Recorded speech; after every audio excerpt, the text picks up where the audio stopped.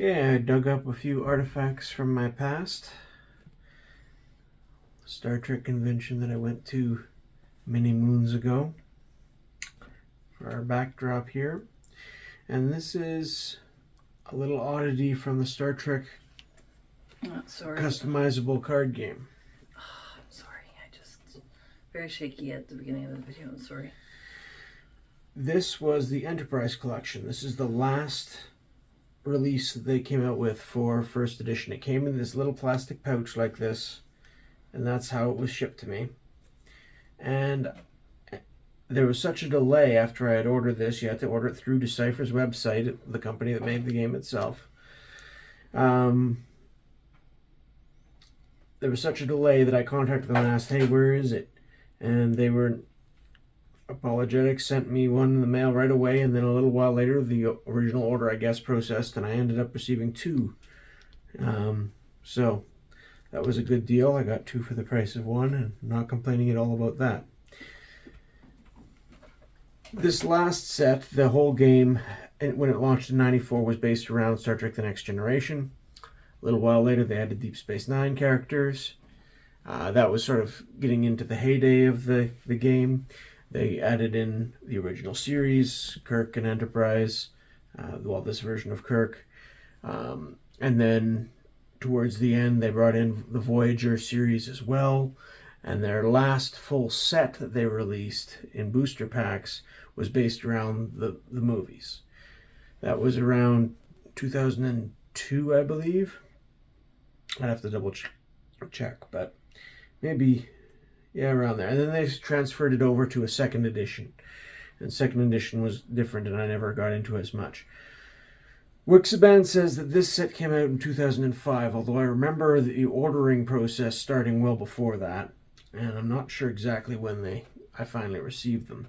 But these are based off this is the only cards for first edition off of Star Trek Enterprise. And this is the exact order that they are in there. I opened one, and I kept one sealed. They're all foils. Here's the Starfleet phaser pistol. Revisionist history. Now you can see the text for the title is a little bit off-centered. Most of these that I've seen pictures of online, they're all like that, but not always to the same degree. So, temporal shifting.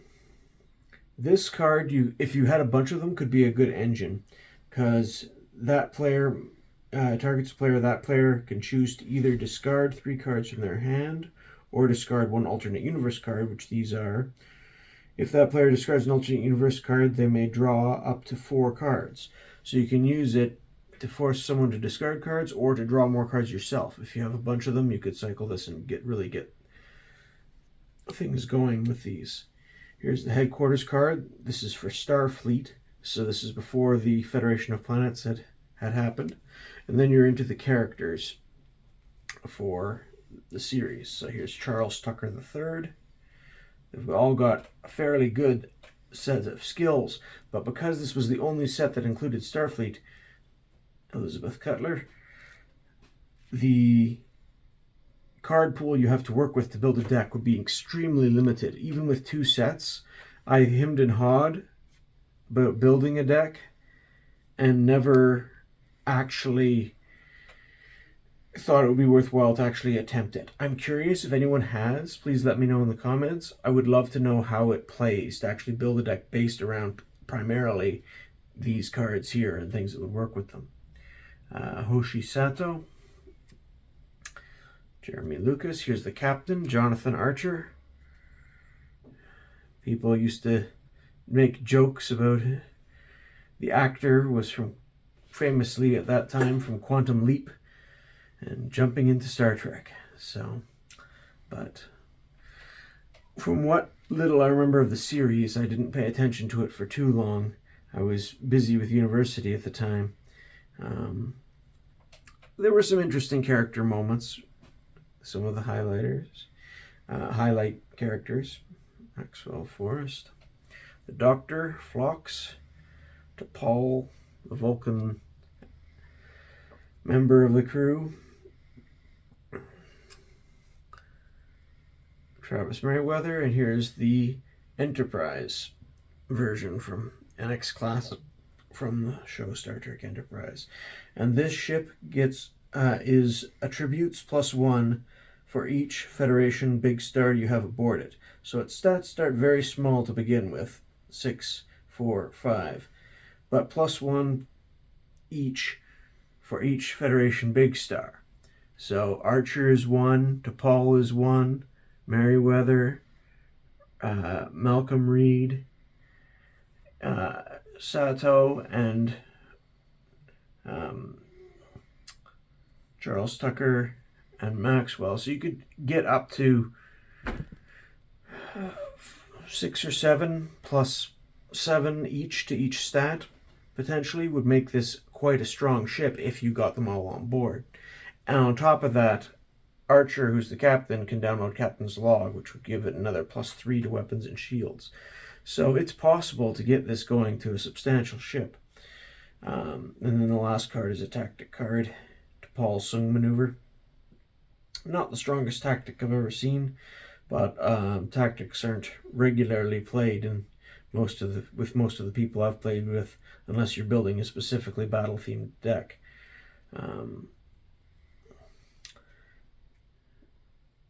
The combat rules for Starfleet, I would have to look that up. I don't know if it's the same as the Federation, where they can't initiate attacks, or whether they would fall under the default rules where they just can't attack their own affiliation, but could attack another one. That would make them actually, would give them a lot more options if they could do that. In any case, these cards are quite hard to find now, and I've been sitting on these for quite some time, like I say, with the whole second sealed set still. And there's definitely a good amount of skills there to work with. So I think this would be fun to try someday, but I've never actually done it, and I just think it's a neat oddity.